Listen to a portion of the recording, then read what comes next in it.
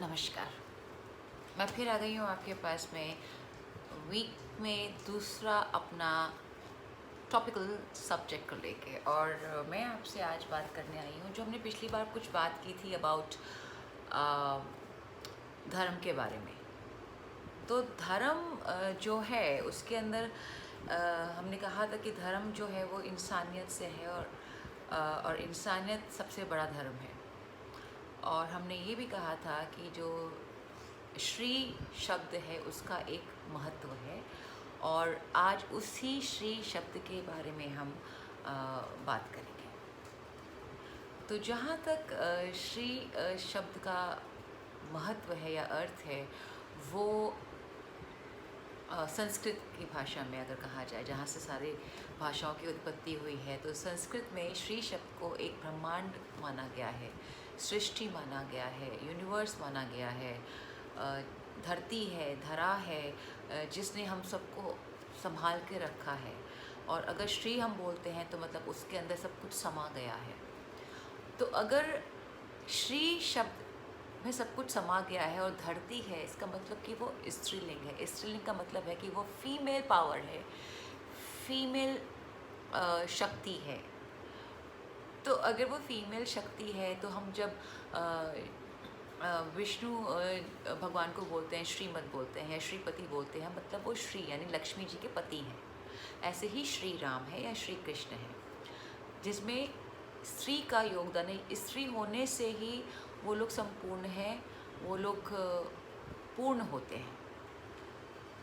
भगवान श्री राम मतलब सीता राम के साथ हैं, उनका भाग्य सीता है, वो उनके साथ है। ऐसे ही जय श्री कृष्ण हम बोलते हैं, तो श्री जो है उनकी जो पावर है उसके लिए हम बोलते हैं। तो जहाँ तक ये सारे श्री का सवाल है, तो थोड़ा आगे बढ़ते हैं। आज के पर्याय में इस चीज़ को हम समझने की कोशिश करते हैं कि जो श्री शब्द है उसको हम कहीं भूल क्यों गए हैं। सिर्फ जब किसी भगवान को बुलाना होता है तो हम प्रभु श्री राम बोलते हैं, श्री कृष्ण बोलते हैं।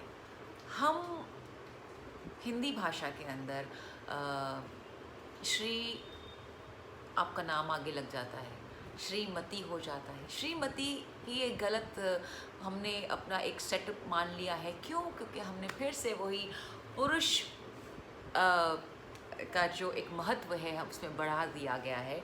और जैसे बोलते हैं पैटर्नल जो पावर्स होती हैं वो ज़्यादा हमने कर दी हैं, और पुरुष प्रधान हमने हर चीज़ को मान के रखा है, जिसके अंदर की जो इन्फीरियर क्वालिटी इन्फीरियर है वो है स्त्रीलिंग, इन्फीरियर है फीमेल, इन्फीरियर है वुमन, इन्फीरियर है।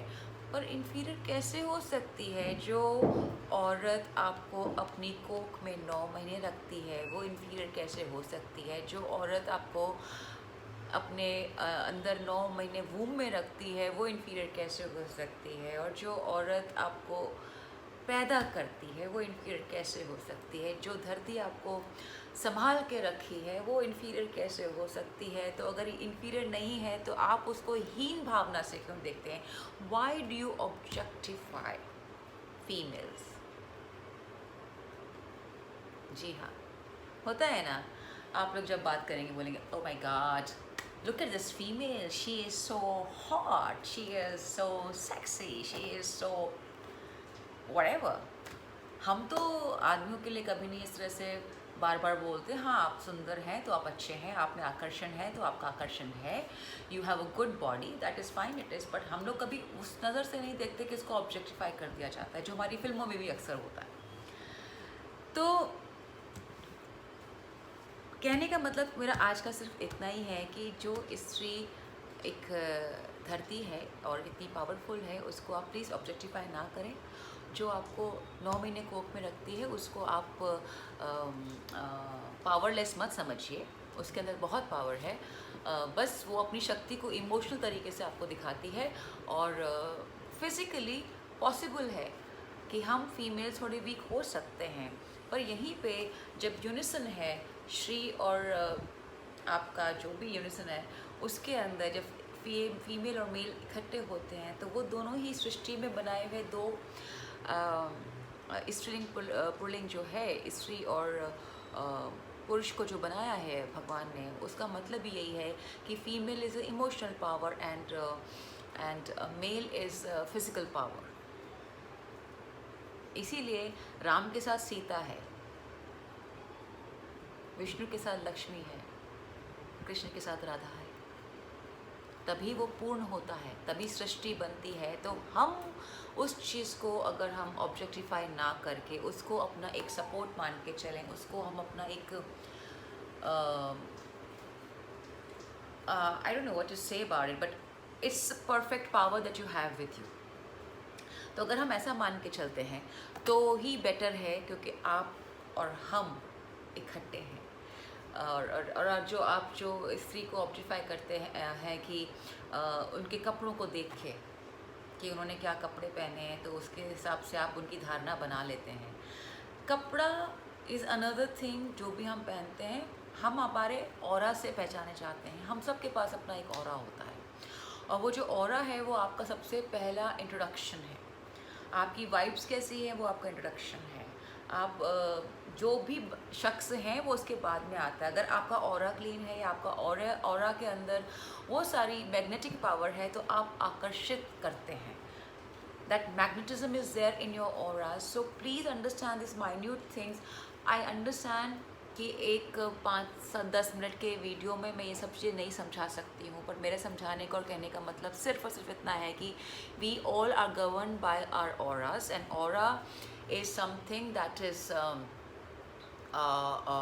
which is our first introduction to anybody। जब आप किसी से मिलते हैं तो आपको लगता है हाँ यार उससे मिलके अच्छा लगा, I mean he looks very nice वो कपड़ों से नहीं है। There's something about the magnetic field that every individual exude। So please उस ऑरा को समझिए और उससे करिए। एंड प्लीज़ इस श्री का जो महत्व है, जो मैंने इस सब में कहने की कोशिश की है, that respect the females, because females have given you birth. So respect your mom, sister and your wife, your girlfriend. सब अपनी अपनी जगह पर हैं, do not disrespect them. That is the only thing I really want to tell on this video. And I will be back again with my weekly tarot predictions, and if you like it, whatever I talk over here, so please subscribe it and share it. I will be more happy if you do that.